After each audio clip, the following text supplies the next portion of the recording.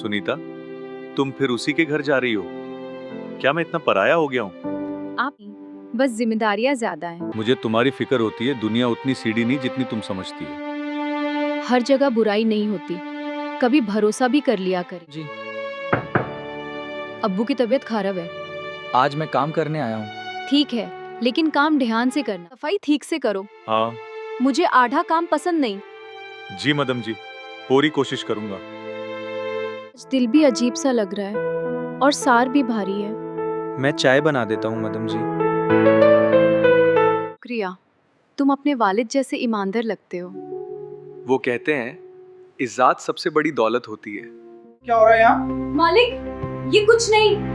मैं देख रहा हूँ क्या हो रहा है। तुम दोनों मेरे घर में क्या कर रहे हो? हम बस बात कर रहे थे। मदम की तबीयत खराब थी, मैं सिर्फ मदद कर रहा था। मदद ठीक है, लेकिन हद का ख्याल रखो। सुनीता, मुझे शायद ज्यादा शॉक हो गया। शाक मोहब्बत को कमजोर कर देता है। तुम पर भरोसा है और रहेगा रहेगा। बस इतना ही काफी है। रिश्ते मोहब्बत और भरोसे से मजबूत रहते हैं, शाख से नहीं।